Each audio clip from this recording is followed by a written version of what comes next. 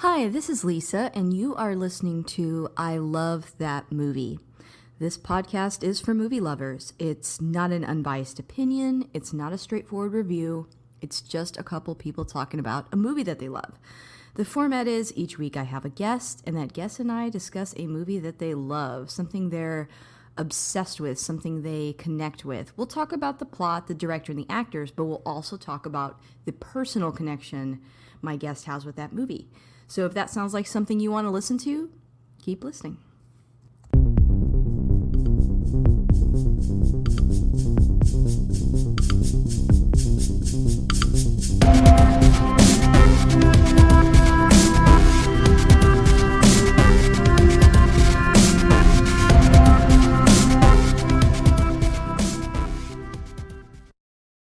Hello. This week's going to be a little bit different from previous episodes. If you're just tuning in, as you heard in the intro, typically each week I have a guest and we talk about a movie that we love, but today we are celebrating our 6-year anniversary of the show. So 6 years of I Love That Movie, 6 years of wonderful guests, wonderful episodes, and this year we decided to do something different. In previous years, I would look at the stats of all the episodes and pick the episodes with the most downloads and invite those guests to come on. This time, you guys voted on your favorite episodes, and we came up with 3 great episodes. And they are number 3, The Batman, number 2, Constantine, and number 1, Zack Snyder's Justice League. I guess that gives you guys a pretty good ideas of my listeners if you're just now tuning in. Big DC fans, as you can tell. But because of that, I invited these 3 guests to come back and talk about their episodes. So I'm going to go ahead and play that now. Well, Phil, thank you for coming on. You had our 3rd most listened to episode of last year, which was the Batman. So invited you to come back. Say hi, Phil. Hello, Phil. No, that's actually really awesome. Congratulations on that for just, getting the downloads in general. But that's really cool. That's an accomplishment I never thought I'd have. But I guess Well, considering it's Batman, I guess that makes sense, right? my top 3, just so you know, they were the Batman, Mhm. Constantine, and the Justice League. So Oh, okay. Very kind of tells interesting. you something about my listeners. Yes, I think you have a pretty DC biased fan base in a good way. I mean, obviously, but I agree. I have to agree as a DC fan. So that's one reason I think why this episode did so well. But I also think that a lot of it had to do with you, the guest, and the way that you talked about this movie, how much you loved it. What do you think? What are your thoughts about why people like this episode? I can't really disagree. I mean, if you've seen my social media feed, it's called Unfiltered for a reason. I'm pretty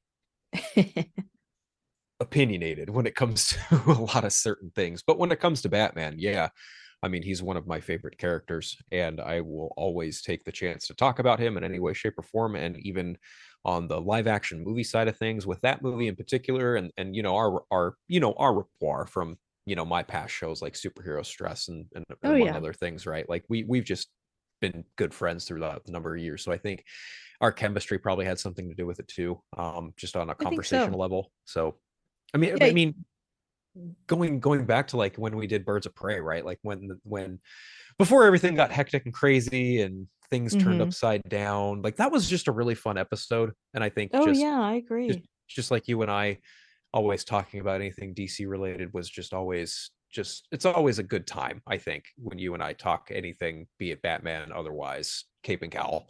I think there's something to be said there. But I also think just when it comes to just being passionate about a character, their mythology, their history, and just how it can translate in many different forms on screen. There's something to be said there too, because I mean, we you and I could talk about that film in particular, 10 Ways to Sunday, hours on end.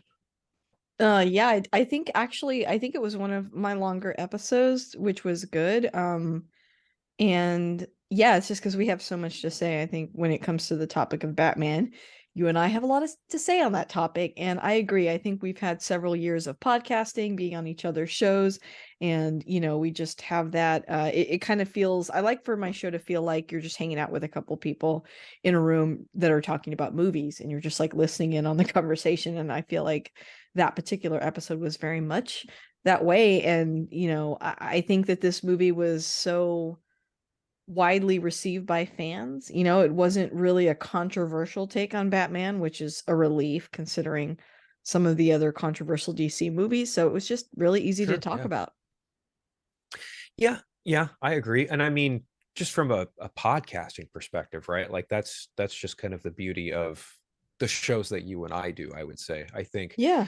there's just something to be said about, support your small streamers is was the always the caption for the last few years that I've seen going around. But support your support your podcasters, obviously, because that's just a very niche thing in general. And I think, there's one of two ways you could do a podcast, and that's, interview style, trying to be professional, or not really necessarily trying, but just trying imitating that professionalism, having these big names appear on your show, having certain questions ready and ready, willing to go. And then there's just the other side of it where it's just people having fun talking about things that they love. And I think that when it comes to two, it's really you can really pick or choose which one you prefer. But I do feel like you get a lot more out of a person on person type of conversation where it's a lot more personal, and it's a lot more, you know I don't necessarily know there's another word that goes along well with personal, but just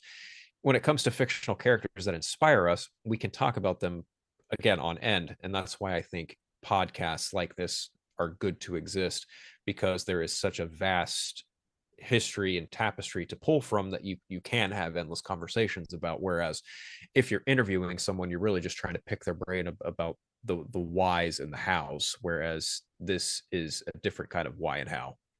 You know what I'm Yeah, saying? I completely agree. I know exactly what you're saying. If I wanted to, I could gear my podcast more towards getting, famous guests from the industry or something like that. And I could have gone down that road. But the point of the podcast for me has always been that I'm going to be honest, I don't want to drive everyone crazy in my life talking about Batman too much and movies too much. Yeah. Like my husband gets it and he loves to talk about that. And I have a few friends in my life that like to talk about it, but on the whole, like you can just really go down rabbit holes the way we do on this podcast. And this is like a safe space for it. It's Yeah. really nice to meet with another fan that really loves something like this or loves a movie and they just want to talk and talk about it. And that's what we're here to do. So it's like a good area for that. And so that's always kind of been my bent with the podcast. And so I completely resonate with what you're saying for sure. And I think it's interesting that this movie kind of, but not really, goes hand in hand with the DC stuff, more or Yeah, less. Like yeah, absolutely. the making of the Batman does kind of go hand in hand with, the Justice League scenario, because at one Hmm. point the film was supposed to be a Ben Affleck centric Batman movie with Deathstroke as the villain, but then obviously, Ben Affleck stepped away from the role after the fiasco that was the theatrical cut of Justice League, Mm. and Matt Reeves comes in and decides to do a page one rewrite of that script, but which in of itself, to clarify, isn't necessarily him going over Affleck's script and being like, I'm going to pick this, and this, and rewrite it this way. No, if I remember him saying in an interview that he looked at that script that Affleck and Johns and Terrio turned in, and he's like, this is great. This is obviously action packed. This would benefit a DC cinematic universe. This isn't Hmm. necessarily the Batman movie that I would want to make. And then Brothers, Warner Media at the time, I don't know, would it be Warner Media? No, Warner Media was 2020, earlier than that. And regardless, Man, you remember that stuff better than I do. I wish I didn't sometimes, because it's just so ingrained in my memory. But Warner Brothers had the foresight to honor their mantra of letting the filmmaker have the creative freedom to do what they wish. And I think by letting Matt Reeves do that, it definitely paved the way for not only other stories to be told in that vein, but it also paved the way for, I think, Warner's and DC's to kind of really set themselves aside from what the other side of the fence is doing, and basically what everyone else in Hollywood is also trying to do too, and start a Hmm. franchise. They started a franchise, but they did it in a way that wasn't interconnected to something that was prior. And I think doing that with Batman was probably their smartest play, because their he is their biggest profitable IP, I think, for Warner Brothers and DC. I mean, yeah, Superman's there. Obviously, Wonder Woman and Aquaman have proven to be giant pillars in their own right in the last 10 years, but ultimately for the last 40-50, the biggest moneymaker for them is Batman. And I think that doing another Batman story outside of the mainline DC continuity was beneficial for them. And I think having Matt Reeves tell his story the way he wanted to be told was really beneficial and refreshing for a lot of people who might not have been too keen on seeing a Batman that was interactive with, Superman, Aquaman, Wonder Woman, whatever. Not to say that I'm one of those people, but I'm just saying that from a much broader perspective, there are Batman fans who do prefer him in a much solo Right. perspective, and that's Yeah, fine too. that's true. You know, just don't be Yeah. jerks about it. Oh, for sure. I mean, I think I don't know. I see a lot of, stuff on Twitter sometimes about how, like, why don't they focus on other DC heroes? Why so much focus on Batman? It's like unfair. There's so many other characters. And it's like, well, yeah, but the other characters are always going to be a gamble compared to Batman, and he's consistently brought dollars to the box office. Like, Yes. I'm all for them exploring other characters, but the reality is that these movies make a lot of money, and like that's Mm-hmm. why there's a lot of decisions about them, and why they're so important to Warner Brothers in general. Um, and I I don't think think that you can downplay that in any way. So yeah, oh, go Well, ahead. What were you I gonna say? also think that it's specifically for this film, it really gave a lot of Batman fans something that they might not have gotten from either, the Nolan trilogy, or even from what Zack Snyder was doing with Oh, for Ben sure. Affleck, right? Because this is a Batman film that actually features, a wide cast of his rogues gallery too, as supporting characters, be it villain or just supporting in some capacity or antagonistic role, right? Like we've got the Penguin, Catwoman, Riddler, and a little bit of the Joker Mm-hmm. all in one movie. Yes. And done well. It didn't feel like a hodgepodge. It felt like it was Not at all. organically part of the story. I think if there's one upside to all that drama with Zack Snyder and just everything that's going on with DC Studios, it was that we got this movie. It's been I would agree definitely one of there. the Yeah. highlights. I mean, Not I saying mean, that that makes it worth it or that you couldn't have both, but just you're right. Like the page one rewrites and stuff like that are probably because of what happened. I mean, just looking at both, Snyder's cut of Justice League and the Batman, you really do like kind of look at them, at least me anyway. I don't know about anybody else. Like I Mhm. look at those and I don't necessarily see like single issue comic book film put to life. No, I see something more akin to like a larger graphic novel. Like Yeah. if you look at what Zack Snyder did with his cut of Justice League and what he wanted to do, that's more akin of something like a Grant Morrison epic giant graphic novel ish kind Hmm. of take. And then you look at what Matt Reeves is doing with his corner of Batman and what he wants to do, it's in the same vein. Like these are 3-4 hour long movies that really take time to let these characters breathe, develop, and learn something that they didn't necessarily have at the beginning. Yeah. Yeah. Very true. Especially Pattinson's Batman. Hmm. I can see that. Absolutely. And honestly, even coming into the Penguin series that's coming next year, and then the part two that's supposed to start filming at the end of this year, I look at this, I look at everything that Matt Reeves is doing, and then I keep looking at the Long Halloween graphic novel I have up on my shelf, and I'm just like, yeah, I'm gonna see pretty much this whole novel come to life over the course of a decade, because that's kind of Yeah. what it feels like, honestly, I more or less. agree. I agree. I don't think you're far off there at all. And I think with Batman too, like we talked about in the episode, and it's a great episode, you should check it out. He's just one of those characters that can have so many different interpretations, and audiences in general, I think, are more open to them with that character than with other characters. And I think a lot of people, specifically in this day and age, and in a modern context with the streaming and with VOD being so quick, I think a lot of people really, really latched on to this universe because for the first time, it is, and I think we probably mentioned this in the episode too, but this is the first time where we actually see a Batman and a Gordon really playing like Sherlock and Watson. Yes, in a absolutely. story, right? And Mm-hmm. that's really appealing for a lot of people who want to see a Batman detective story be at the front and center of it. And I think that's going to continue into part two. And I'm excited to see where that goes. But just on the merits of the first film itself, like Matt Reeves really took the time to craft a story where every character was interwoven and had a meaningful presence in the story that played out. But also, one thing that a lot of people really wanted from Batman the animated series and really liked was where the Riddler episodes featured John Glover as the Riddler. But the writers, I don't know who, but I would probably guesstimate this was probably quoted from either Alan Burnett, Paul Dini, Bruce Timm, maybe Eric Radomski, but Radomski was the background artist on that show. But anyway, Mm. a couple of the writers said that they had difficulty writing riddles for the Riddler, and I Oh. think really that when you think about that character, yeah, that probably is one of the most challenging things you could do when it comes to doing that character. But when you look at the way that Matt Reeves, I believe Mattson Tomlin, and whoever else cracked the script for Peter Craig, maybe I don't remember who all had writing credits on the Batman, but when it comes to doing the Riddler, honestly, I look at a lot of those riddles and it's like, yeah, they feel like they're written by a Zodiac killer. They make sense. They're on the nose. Mm-hmm. They're in your face. But it would take any, and I don't mean this like in a mean way, but any normal person would just kind of look at that and be like, huh? Yeah. What? If you look at what Batman has to deal with in the context of the story, he got them all right away. He Mm-hmm. knew immediately what the Riddler was going for. The only thing he did not have the foresight was what the Riddler's giant plan was.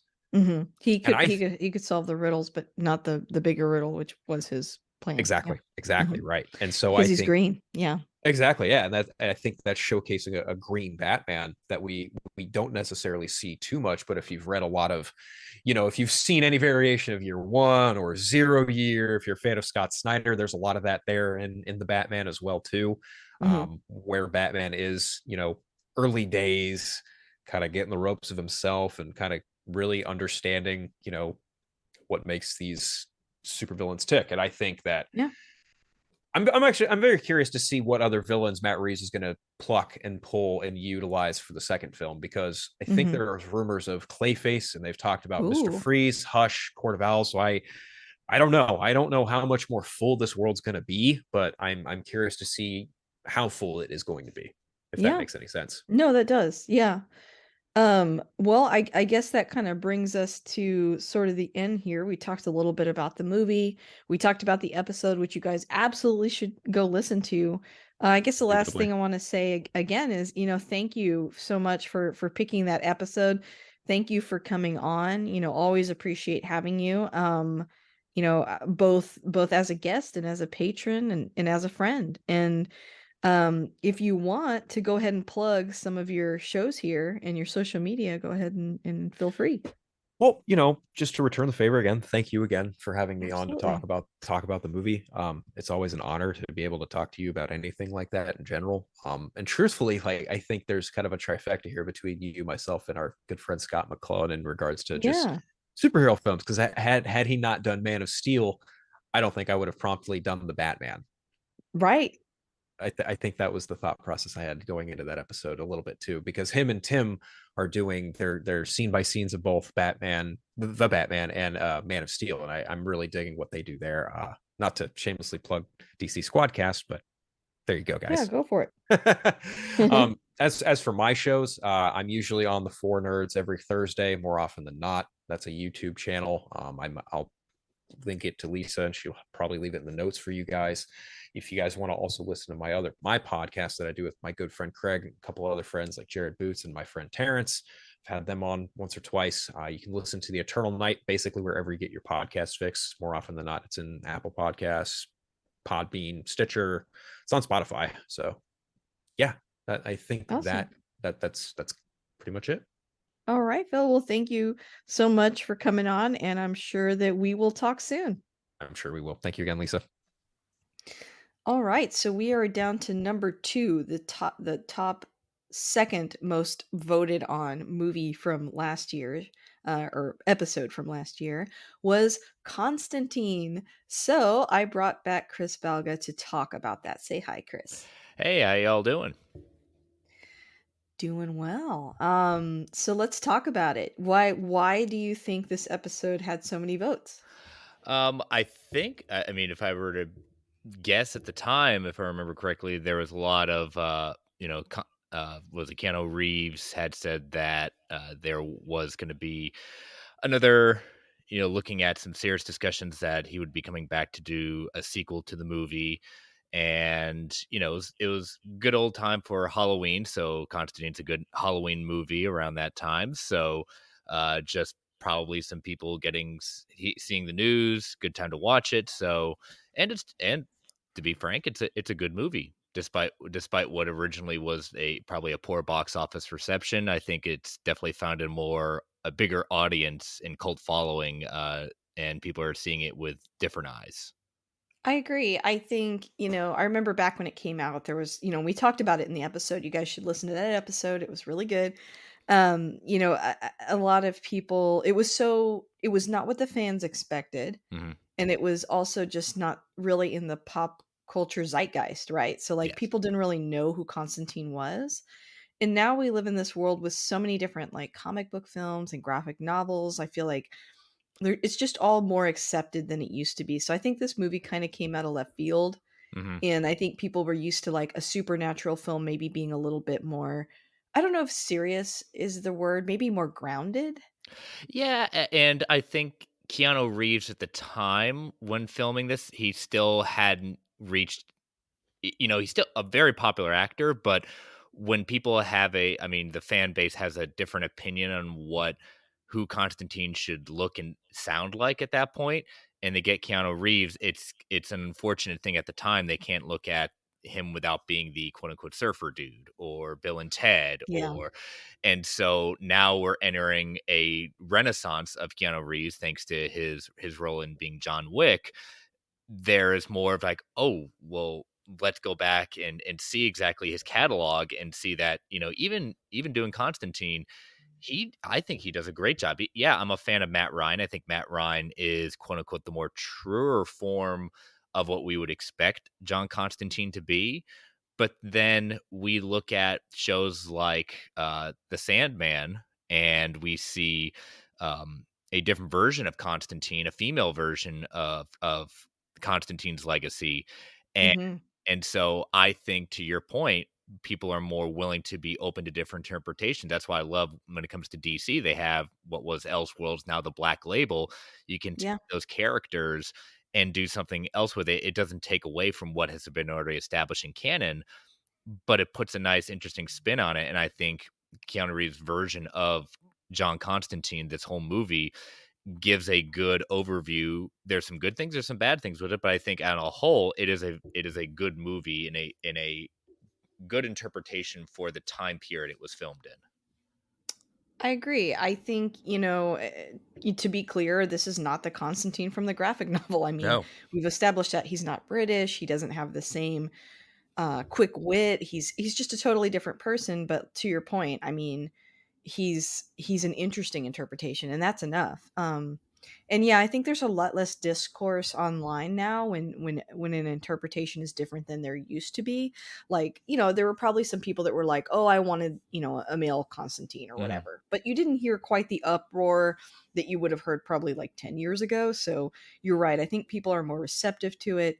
And I was just on the Visually Stunning Movie podcast, and we were talking about John Wick 4, and the host was like saying, to be clear, like, uh Keanu Reeves is a good actor. I think for Mhm. a while we got stuck in this kind of like, I don't know, this pop culture negativity about actors and like judging their acting. Like, I feel like a few years ago it used to be very harsh, the Razzies were really popular, and I feel like lately that's been less and less popular. People are like, I'm kind of tired of like picking on people's acting skills.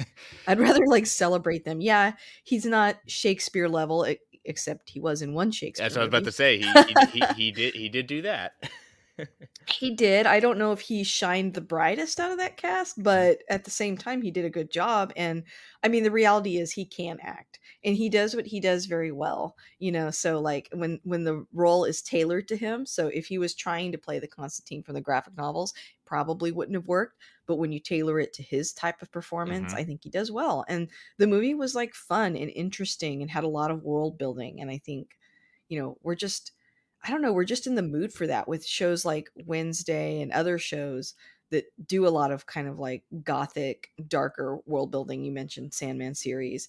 I think people are just more receptive to it. And so, yeah, they're just excited about it. They're looking back on this movie with fondness. And I really appreciate that because I loved it too. Oh yeah, and like I think you said it best. It's like Keanu Reeves. Yeah, he did a Shakespearean movie at that point, but that's not his strength. Hmm. When you see someone like right now, he's 50 or a little over 50 years old doing his own stunts for a movie like John Wick. That's the type of movie that he's now developed into. He's Yeah. taken it seriously. You can see how seriously he takes it when people say, "Hey, your stuntman actually wants to do some work, so we're going to give you a break at that point." But that's his commitment level. So people seem to forget that sometimes with these actors, like, I mean, I guess it's quote unquote the um people picking on people like Tom Cruise for, certain reasons, but like you can't argue with the man's commitment to his craft at that point. Say what you want about his personal dealings, but that's, we're talking about the acting side. It's good when you have a movie that's, like you said, tailored towards the part. Like, again, Keanu, I wouldn't necessarily see doing, maybe he's done drama, but he hasn't done as much lately. So I would be the one, if I see he's doing like what would be kind of Oscar bait movie. I'd be the kind of Hmm. person that says, well, let me see, at least see what he does. He's not the first person I would think doing this, but let me see. Same thing that people said about Heath Ledger in The Dark Knight. Oh, wait a minute, Knight's Tale guy? Oh, he can't do that. And he got Yeah. an Academy Award posthumously for it. But that was the biggest thing about that movie is, oh my gosh, that's Heath Ledger. It's almost like give him a chance, see what it is, and if you Yes. don't like it, okay, not your cup of tea. Some people may do that, but I just think that Keanu Reeves is giving people a chance to. We know what he's really good at, and if he plays in Hmm. that playground, I think he can continue to have some great success. But I also applaud him if he wants to step outside of that, if he feels it's good for him. And I think he's been very selective, because a lot of people saying, "Oh, when is he going to go back to DC, continue Constantine, or when is the MCU going to pick him up?" And I love the idea of thinking that, okay, where could he fit in the MCU?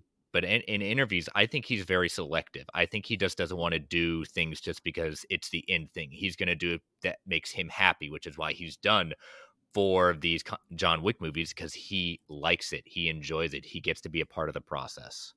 Yeah, and I think with Constantine, like if you were to ask him, well, which superhero do you want to be? And I Yeah. think he's not that interested in that question, Hmm. but he wants to revisit Constantine. He's been banging that drum for a long time. Something Yeah. about that character was compelling and interesting. And I think he believed in that movie and thought that movie was good, even when it Hmm. bombed. And so the opportunity to go back to that is exciting to him, whereas like maybe the opportunity to do a Marvel movie is not as exciting, although it would be for most actors. But he can be very selective if he wants to be. And Yeah.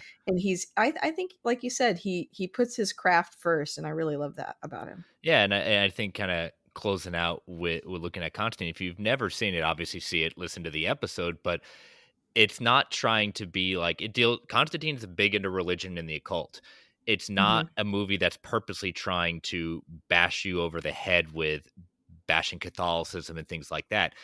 You have to look at it from the eyes of the character and what his life has been like and why he acts the way he does regarding organized religion and things like that. It's about thinking about, if you were put in that position, you were doing that, what would you feel? How would you feel when this is going on around you? And in his view, the hypocrisy of what he calls, what as he is one of my favorite lines in the movie, said that when God and the devil make a wager for all the lives on earth for influence, they call it the balance. I call it hypocritical BS. Yeah. Yeah, it's an interesting take, right? Because we're used to either attacking religion outright Hmm. or praising it, but this is like, what if it's all real, Yeah. but he still doesn't like it?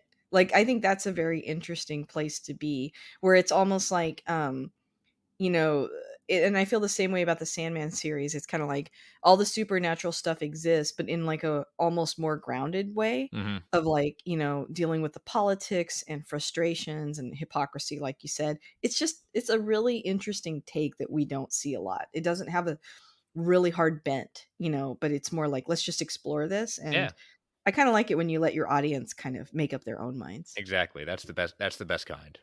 Yeah. Well, Chris, this has been awesome. Thank you so much for coming back and talking about this. I think you've been on this countdown several times over the years because you just pick good movies, and people like to listen to them. Before you go, did you want to plug anything? Yeah. So I'm part of the Geek Ultimate Alliance network. So I have two shows on there. One is World's Finest True Believers, where once a month, at the end of the month, I drop a new episode where the guest comes on and selects a comic book, arc, or graphic novel from any publisher, and we do a deep dive into all aspects of it. And the Ooh, guest gets to fanboy or girl out over their favorite parts and looking at the history. And Lisa, you've been a guest on there a number of times. mhm. And then my other So show, fun. my weekly show on there is Marvel Alliance. And every Thursday night, audio drops Friday. My co host Brent and I break down everything going on in the world of Marvel, from the movies to streaming to the comics. Amazing. Well, thank you again for coming on, and Of hope course. to have you back soon. Yep. And you can follow me at Chris Balga on Twitter. Great. Hey, this is Lisa, and we are down to our number one episode of the year, which happens to be Zack Snyder's Justice League. And so I brought back my guest from that episode, Scott, to chat about it. Hey, Scott, how are you? You love me. You really love me. Oh, I was telling Lisa beforehand, I've actually been a little bitter over the past few years that I've never made one of these best of episodes. And it's like, and then I finally make one and I'm number one. Hooray. Yes. I mean, we could talk about all the reasons why, but I'm going to let you speak for a little bit. Why do you think this episode got so many votes, and why do you think this movie has such a great impact on people? Well, I think it just has to go back to what what we spent actually most of the episode talking about, which wasn't the movie itself as much as it was the journey to get the movie made. And Mhm. so I feel like that really spoke to people. And then also, I'm not gonna lie. I retweet a vote and I'm like, hey guys, I talked about Zack Snyder's Justice League. Vote for me.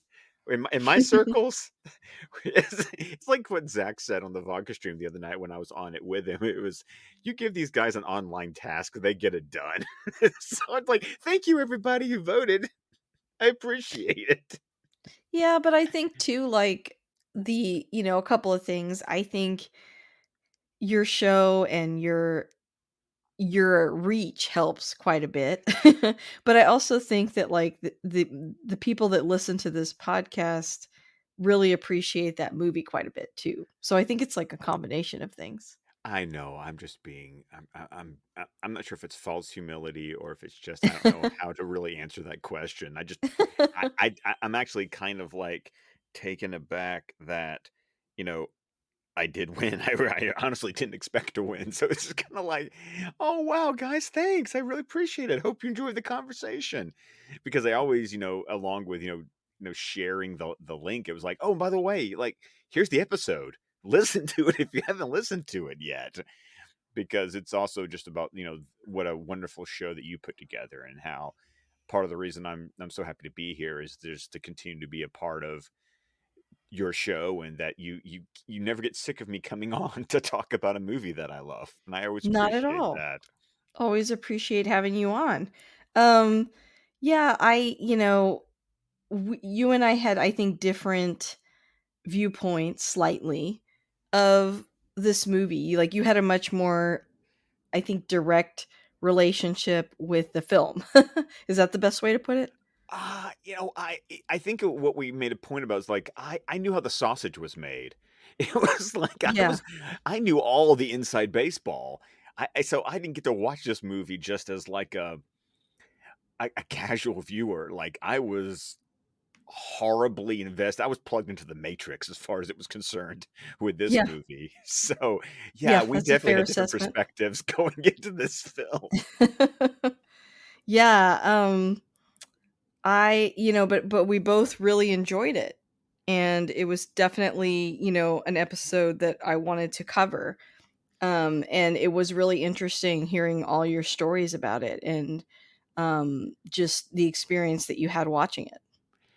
And the cool thing for me is kind of going forward is that, at the time of this recording, I'm 2 weeks away from that full circle event that's going to happen in Pasadena, California, Ooh. where I get to watch over the course of 3 days. I get to watch Man of Steel on a Friday. I get to watch Batman v Superman on a Saturday.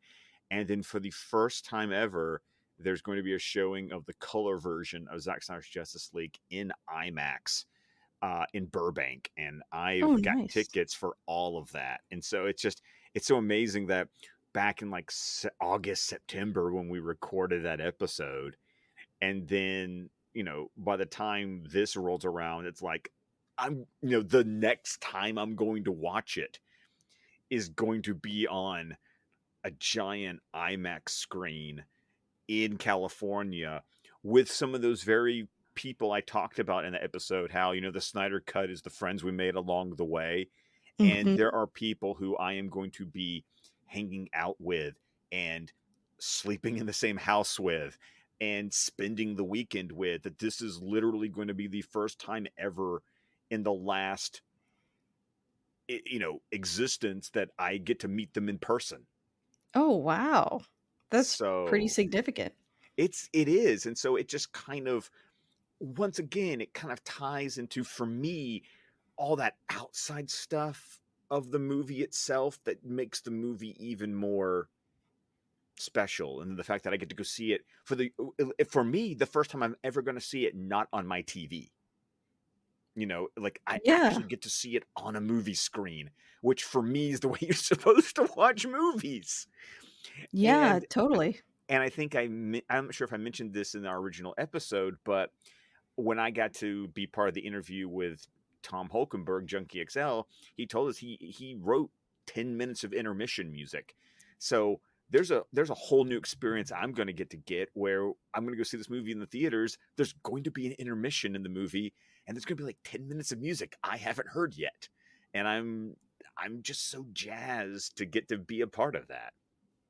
Wow, that's really cool. Like, your dedication, I think, to that movie definitely paid off. All the connections you made and all that time you spent. That's really cool that you get to have that full circle. I mean, it just kind of highlights the fact that that whole experience ended up being so special for so many people, too. Like, how often does this happen, right? To where the audience has such an active role in getting a movie released, basically. It's few and far between, and it's gonna be so much fun because, I mean, like we've talked about in our episode for your podcast about just the visuals and the epicness. And I think I've said it's the Lord of the Rings version of the DC universe, and to finally get to see that on a giant screen is just going to be, I want to be there with popcorn and a giant drink, that I have to make Yeah. sure that I don't have to go to the bathroom after 4 hours and 2 minutes to just get to experience that. And then, you know, being with, and then finally being able to experience this film with other super fans, you might say, once again, not just me sitting in my living room on my TV, you know, watching it on HBO Max or watching it on the 4K disc that I bought. Like it, for me, what's going to be incredible is finally getting to experience that movie in that communal movie going experience. And I'm super excited. It kind of ties into the fact that since I'm, part of this sort of best of the year, it speaks to getting to watch the movie with people like that, who, like, we Yeah. all are just like, this is going to be a Super Bowl level event as far as being a movie nerd is going to be. And I'm so excited. Well, that's really awesome. Is there anything, from this whole experience, from the episode or from any of the interviews that you've talked about, like what is probably your favorite memory of all of it? You know what it's going to be, is it's going to be one of my favorite memories was I was on Film Junkies Vodka stream the Friday night after the movie came out. And it is no secret that I got royally inebriated over the course of that stream. And one of the things my drunk self did, because I was just so flippin' happy, was I'm going to give you a hug, and I'm going to give you a hug. I'm going to give everybody here a hug when I see you. So all I know is that at the end of April, I got a lot of hugging to do because I promised a Aw. lot of hugs, and my sober self has to cash the check that my drunk self wrote.